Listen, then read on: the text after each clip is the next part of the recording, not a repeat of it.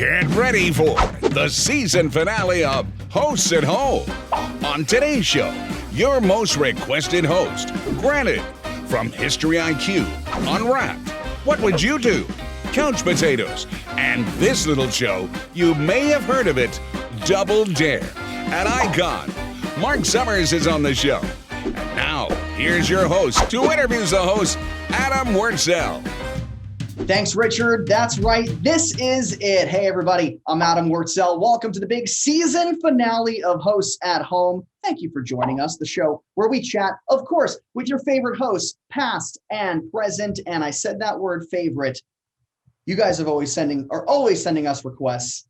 Nobody has been requested to be on this show more than this man. The first time I had the pleasure of meeting him was in 1998, where I've never shown this to him before. He signed this video for me. By the way, Mark, this was the same year as my bar mitzvah, and I did not get any bar mitzvah gifts that were as cool as this. So thank you, however many years later. That's hysterical. 1998? It was the Game Show Network Coast to Coast Search for a Host mall tour that I met you at. Yeah. I think it was Long Island Mall somewhere, but thank you. I remember that. And we'll talk about all of those great memories. You've inspired so many people in this business, including myself. So truly an honor to have Marc Summers on the show. Great to see you, Mark. Good to see you. You holding up in all this COVID mishigas? You know, just mishigas.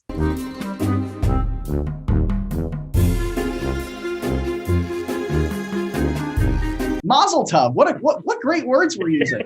Before we start, I mentioned, and this is serious. I have gotten so many emails and messages. People want to see you on this show. They want to hear from you. How does that make you feel when you hear something like that? Well, I'm kind of surprised, quite honestly, when I think of all the Peter Marshalls of the world and folks like that out there, as opposed to me. And you said host past and present. I don't know where I fit into that anymore. It's interesting because my career started back in 1973, believe it or not, in Los Angeles. I didn't get my first real hosting job until 86. But the last 34 or 35 years have been pretty darn good. So I have no complaints there.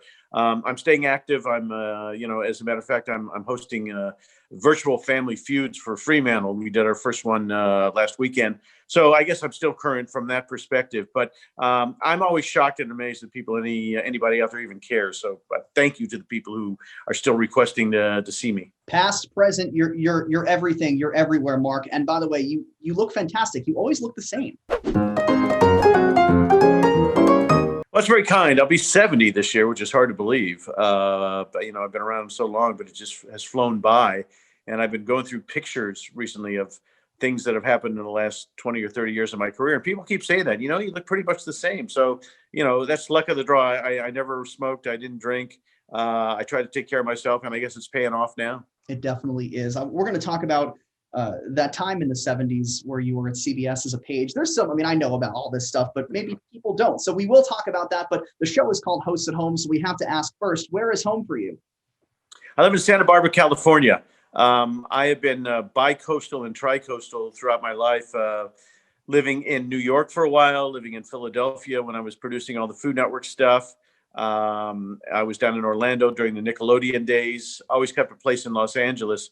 But when COVID hit, we sold a place in Philly and sold a place in LA and moved up to Santa Barbara full time. And it's the best thing we've ever done. Where is the best place in Philly to get a cheesesteak? Oh, my. You're going to put me in a bad situation because I'm friends with all those people. I've been particularly fond of Tony Luke's cheesesteaks for years. But Pat's and Gino's, those guys are all dear friends of mine. I don't think you can get a bad cheesesteak in Philly unless you hunt it out. I think it's genuinely the only time where it's smart to put Cheese Whiz on a sandwich.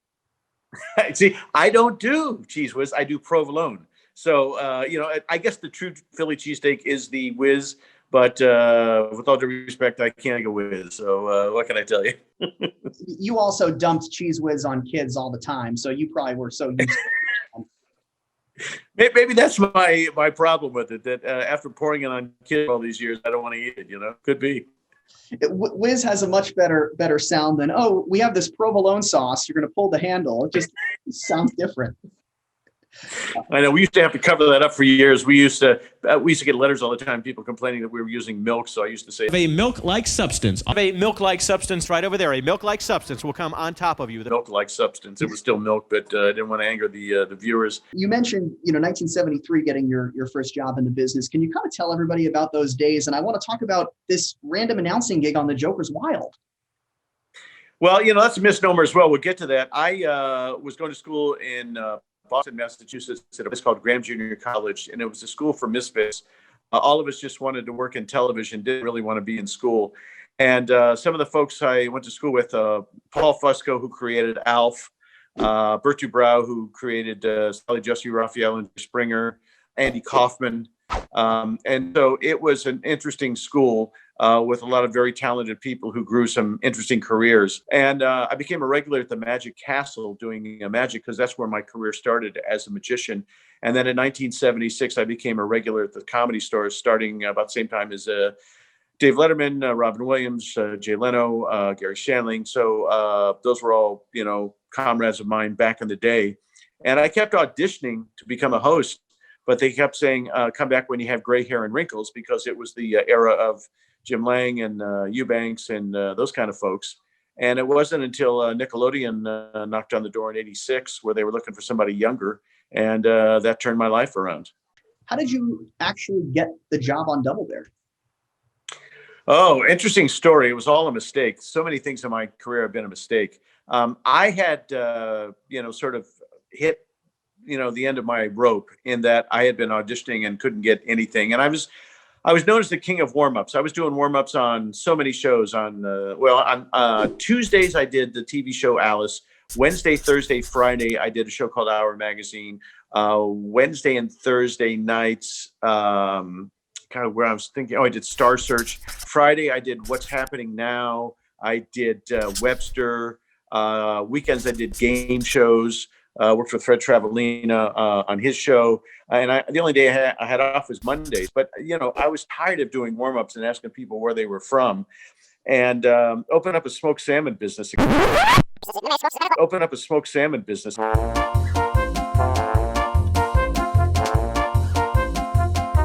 Next thing I know, we were doing 80,000 pounds a month in the Price Club, which became Costco. We were selling to Trader Joe's. And, all of a sudden I thought I was going to be a smoked salmon salesman.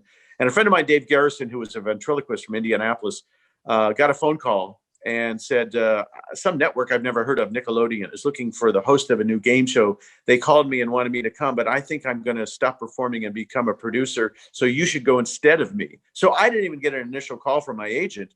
So I went and said, hey, Dave Garrison was supposed to be here, but I'm coming instead. Is that okay? They said, yes. I don't think you could even pull that off today. And I did the first audition and it went well. Then they called me back 2 more times. So I did an audition in June, 1 July, 1 in August. I knew they were going to start shooting around the first part of September. So the clue that I always had back in the day was get the name of the casting director and the exec producer. And Mike Klinghoffer was the exec producer. And I called him about a week before Labor Day. And I said, hey, what's going on? I know you guys are starting to shoot soon. And you brought me back 3 times. Where do I stand? And he said, well, it's between you and another guy. We were just talking about this, but we can't figure out which of you to hire. And I said, why? And they said, well, we did the auditions with grownups playing the part of kids, but we've never seen you with kids. And I said, well, I have 2 kids. And he goes, yeah, that doesn't mean anything. And I said, but I was a magician and performed for kids. He said, yeah, so what? So I came up with the concept of flying me and whoever this other person was, and to this day, I don't know who it was, to New York, put us in a studio, play the game with real live kids and let the best man win. He said, I'll call you back in an hour. He called me back in an hour and said, what are you doing over Labor Day? I said, flying to New York, I think, and hosting Double Dare. And he said, yes. So they flew me out, put me in a studio. I hosted a half-hour version. I went away. Whoever that other person went in, and they got their audition. And 2 days later, I got a phone call. Congratulations, you're the new host of Double Dare. And I said, well, let me ask you a question. I know that you auditioned 1,000 people in New York and 1,000 in LA. Why did I get the job? And he said, quite honestly, you and the other guy were about the same. But at the end of his audition, he looked in the camera and said, you guys want me to do anything else? And I looked in the camera and I said, We'll find out together when we come back from this. Join us. Right after we come back from this, join us. We'll be back with more Double Dare right after this. And because I threw it to commercial, they thought that was more professional, and it changed my life. Wow. Thank God it wasn't on PBS. You wouldn't have had to throw a commercial. That's for sure.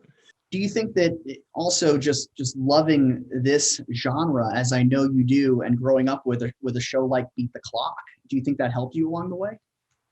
Yeah, I mean, I never wanted to host a kid show. I just wanted to host a game show. And the fact that it was with kids, was somewhat irrelevant to me. And I think part of the reason the show was successful was I never talked down to them. I never said, "Hi, Bobby, do you have a girlfriend?" In my mind, I was doing Jeopardy or Wheel, and I was treating them like adults, and I was screwing around with the kids and whatever. And they seemed to think I was, according to focus groups, like a goofy uncle or, an older brother kind of person. And, whatever the timing was, right place, right time, it seemed to work. I've seen a lot of interviews with you, Mark, over the years, and I don't think anybody's ever asked you this question. October 6, 1986, quickly after the show started taping, Double Dare premieres.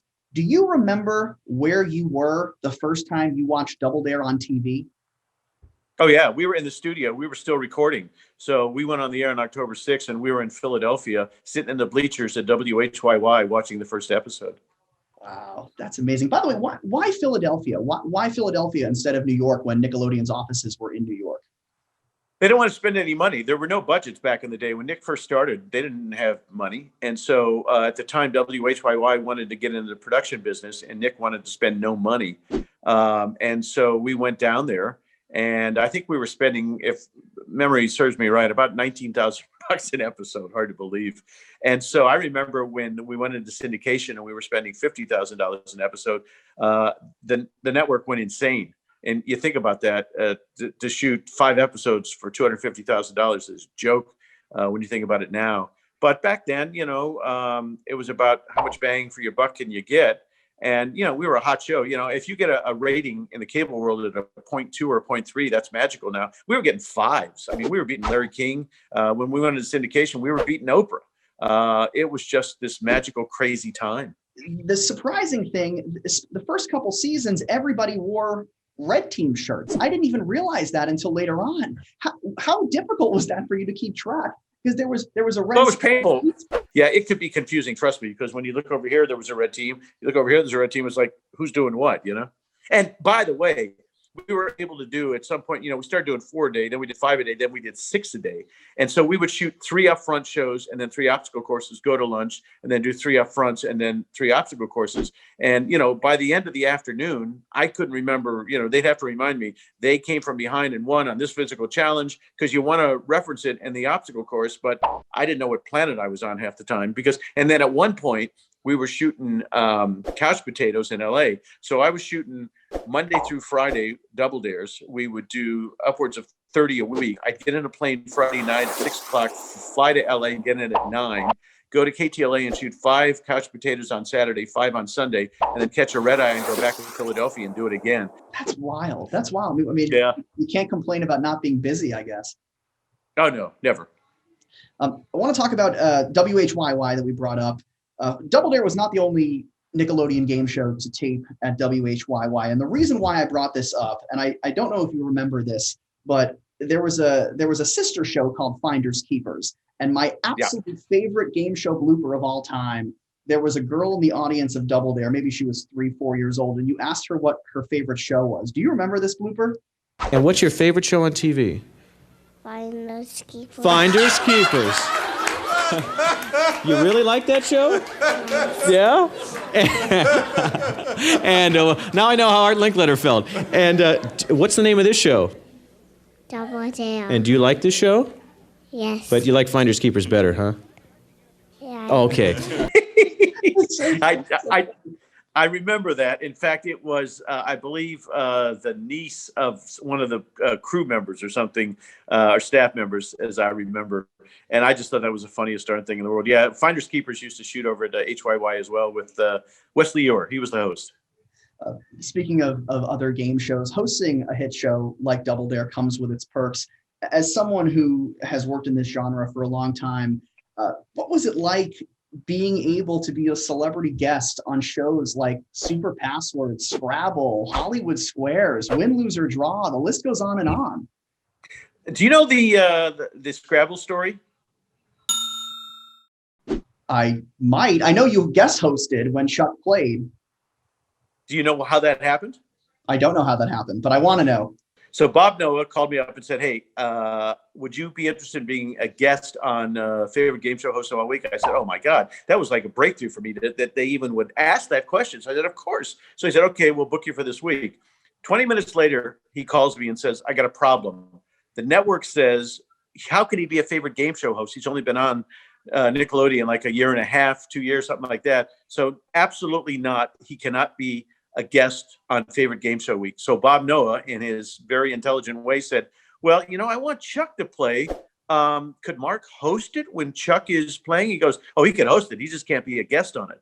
So I was happier than ever because I didn't really care about being a guest. Now I get to host on NBC, a show that's been on and established. So, things work in mysterious ways. And so we did it a couple of times, and that's how I got that job.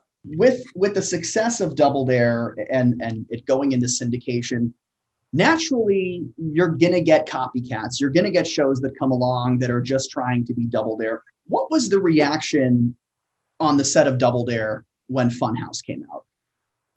Well, we made fun of it. We've got messy, sloppy, and funny stunts saluting Nevada, which is first. We'll put up Nevada right now. This is a big state, Tiny.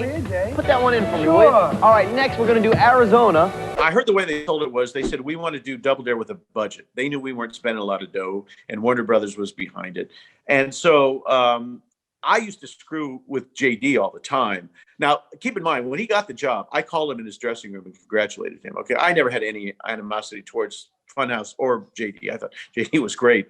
But we had a physical challenge once where we had tombstones and we had names on them, and one of the names was JD. We have some tombstones over here with various people's names on them. What you have to do is push up 5 daisies, and the way you push those daisies up, well... And he happened to be in his dressing room that day shooting, and he got all upset. When we won the Cable Ace Awards, which, by the way, don't even exist anymore, I would hold them up and say, Funhouse doesn't have this, JD, and so I would always screw with him. Where you been? I was just at Funhouse, and I saw this guy doing a trick on a skateboard, and I wanted to try it. Yeah, I've seen that show. It's amazingly similar to this program. And he got upset, and for some reason, it seems like to this day, JD is still angry with me. He's actually a neighbor of mine, but for whatever reason, I think he's an incredibly talented guy, a hell of a lot of success, and I admire the hell out of him. But for some reason, he doesn't particularly care for me, I think. But, that show did all right. And the other thing was when we were shooting in Philly and New York, the network never came and watched us, and we got away with everything. Nobody ever said stop. The one time, this was interesting. I was asking a question. I said, what hairdo sounds like something that you eat? And the answer was a bun in your hair. And I looked at the camera and said, unless you're a Jewish girl, then it would be a bagel. Okay. Now, to me, that was a joke.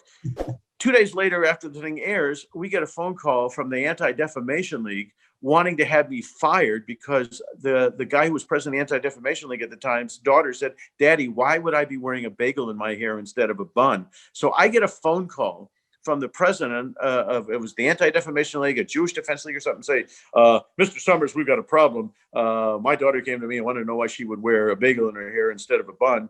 And I said, let me just stop you right there. Okay, my real name isn't Marc Summers. It's Mark Berkowitz. I'm Jewish. And he went, even worse. I can't believe. And so he scolded me anyway. So, you can't win even when you try. So, those are some of the things that happen behind the scenes that, people may know or may not know about. But, it was all fun. I had the best time of my life doing that show. And the fact is that Robin, Harvey, Mike Klinghoffer, Jeffrey Darby, everybody, Alan Silverberg, Dana, we're all still friends to this day. Here we are 35 plus years later, and we still hang out together. And Mark, not only I'm sure you're friends with everybody from Double Dare, but all the other shows you hosted, your career is way more than just physical challenges. You mentioned Couch Potatoes and you doing Couch Potatoes and Double Dare simultaneously. Out of all the shows you ever hosted, you looked just like a kid in a candy store on Couch Potatoes.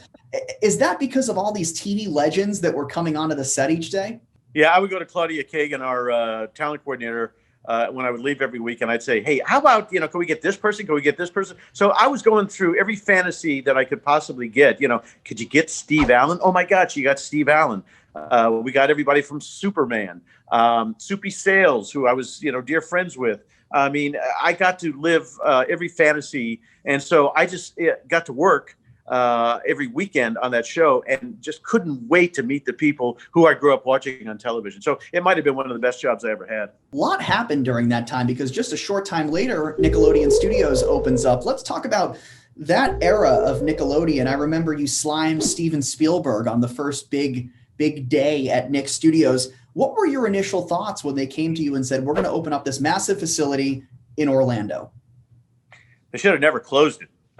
Because the kids went nuts, and it became a destination for families back in those days in the early 90s. And they would say, Disney was the king of all media back in the day. Maybe they still are in some ways. But the fact that Nickelodeon was going toe-to-toe with them was pretty remarkable. And we were the first show to shoot down there. We were shooting in a studio that was built for us, and everything around us was mud. And we saw the place sort of build up around us.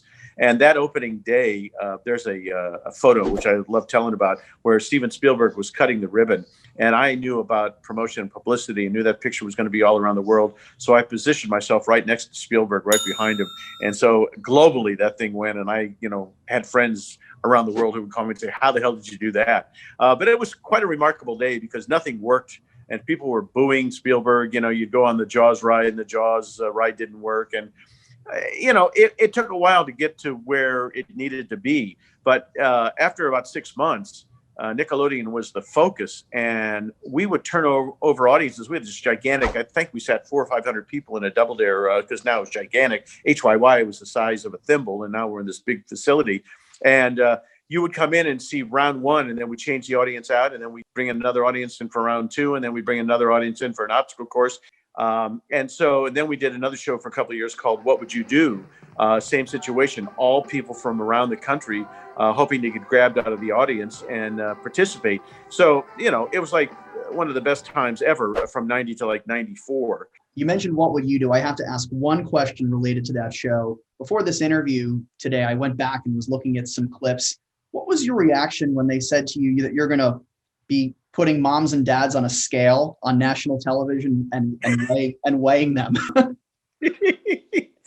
I never liked the show. I never understood the show. I never got the show. What would you do?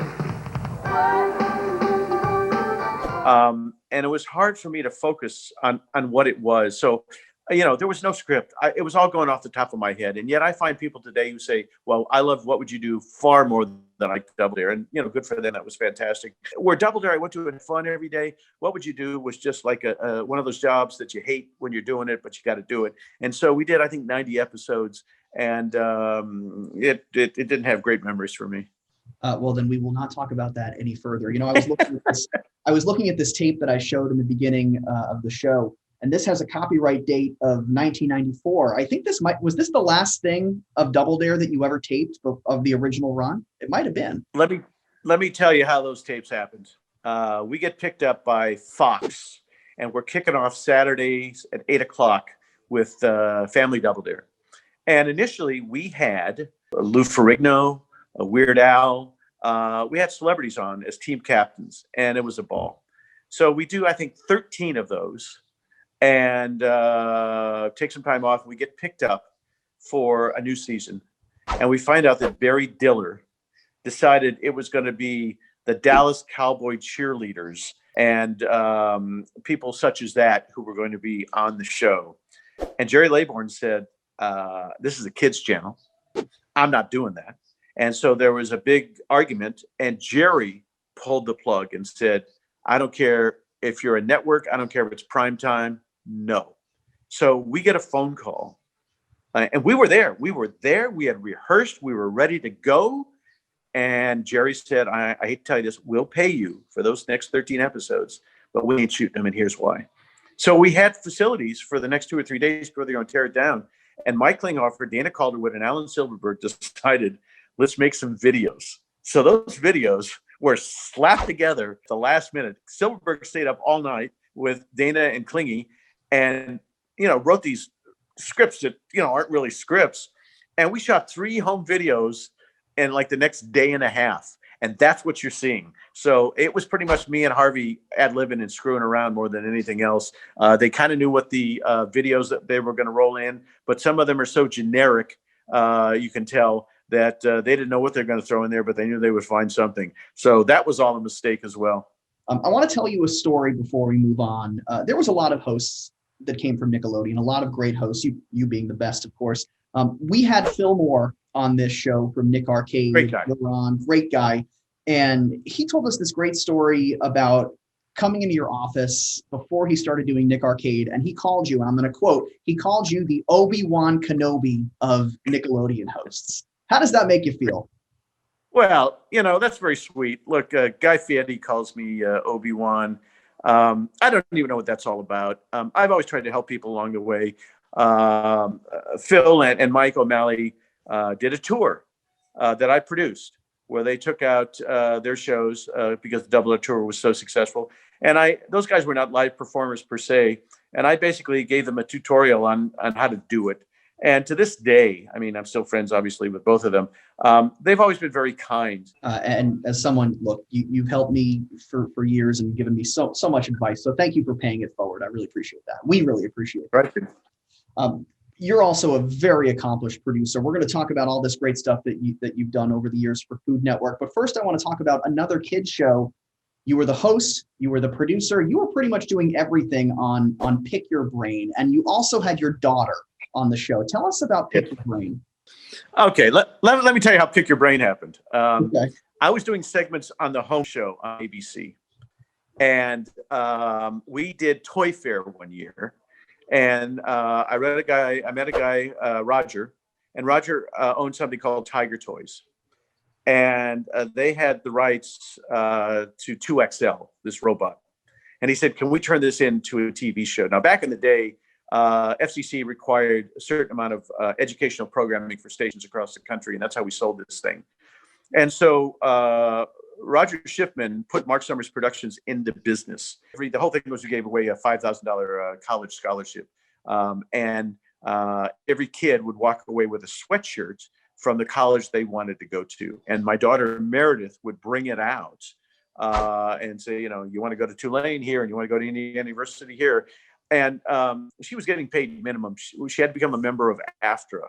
But the one thing Gene Wigman, who was our co-EP with me, said was, don't let her talk, because if you talk, you got to pay her. And I thought to myself, okay, well, I'm the EP. So I always had Meredith off and had her throw to commercial. And here's this 5-year-old kid saying, we'll be back with more Pick Your Brain right after this. And the money she made from all those residuals helped pay for her college at Emerson back in the day. You really, and your whole family, I mean, just being involved with Food Network over the years, how did the whole partnership start? At Food Network? Yeah. Another mistake. I was hosting a show called Our Home for Lifetime. And I met a woman whose name was Roseanne Gold, still is Roseanne Gold. We're still friends. And she had written a bunch of cookbooks and won some James Beard Awards. And I decided as a producer, I was going to take her over to Food Network and try and get her a show. And all the time I was there trying to pitch Roseanne, the executive at the time kept saying, well, why don't you do a show for us? Why don't you do a show for us? And I thought, well, what the hell would I do on the Food Network? And apparently they had done their research and found out that the people who grew up watching me on Nickelodeon had grown up and followed me pretty much wherever I was going. And they offered me a show called It's a Surprise. It was all about surprise parties. The surprise was nobody was watching it. We did, I don't know, like 26 of them. And it was a horrible show. As that was sort of fading to black, I was doing a special called the National Team Pastry Championship somewhere in Colorado. And they handed me a video and said, while you're up there this weekend, look at this and tell us what you think. Well, they had done 3 or 4 specials of Unwrapped with a guy by the name of Mark Silverstein. And I said, this is a great show. And at the time on Biography, on A&E, Biography was the #1 show. And I said, I think Unwrapped can be for Food Network what Biography came for A&E. So let's do it. So we shot 13 of them. They put us on at 10:30 on Monday nights. And we died. They moved us to 9 o'clock on Monday nights. And for some reason, the audience exploded. And then it was going so well, they made us do an hour. So we were on from 9 to 10 on Monday nights. And then we did a thing called Trivia Unwrapped. And so once again, I didn't go there pitching myself as a host and nobody was looking for me as a host. I just went into a meeting, an executive made a suggestion and it turned into what it turned into. And it's a 20-year relationship with Food Network. 2018, adults like me were thrilled when Double Dare got rebooted. I mean, it was so cool to see you back on the set. I got to interview you on the set for my day job. Thank you again for that hospitality. From your eyes, looking out to the audience at home and to the audience in the studio, what was it like seeing a whole new generation of kids witnessing Double Dare? It was fun. I tell you, the most fun for me was we toured it. We did 70 cities in 18 months and took it around the country, filling up arenas 4,000 or 5,000 people at a time. And we were on a rock and roll bus. It was like the old days. And Robin was with me. And the fun part for me was we had people who grew up with the show, such as yourself, bringing their kids. And we used to do a competition of kids versus the adults and run obstacle courses. I just had a ball. So I was glad they brought it back. I never thought that opportunity would happen again. And it's just kind of rekindled the whole notion of Double Dare and what fun family entertainment and moms and dads interacting together can be.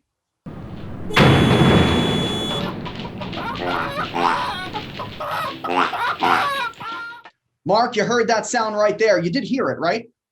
Yes. Yes, it's a great sound effect. That sound means it is time for the lightning round. Mark, this is so easy. I'm going to name a title of a TV show that you were involved with, maybe something that happened in your career. All you need to do is tell me the first thing that comes to your mind. Are you up for the challenge?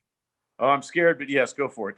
All right, here we go. First up, the Mystery Magical Tour. It was a special I did for Nickelodeon. My best friend in the Magic World, Stan Allen, and I wrote it and produced it. And yeah, it still could be on TV, but they thought it looked dated. I tried recently. They didn't want to do it. How about the Nova Quiz? The Nova Quiz was the biggest disaster in the history of PBS. It was, I think, the 25th anniversary. Bob Bowden was our exec producer. They brought me in to host it. Talk about executives that didn't have a clue. It just crashed and burned. And I think to this day is the lowest rated Nova in the history of the series.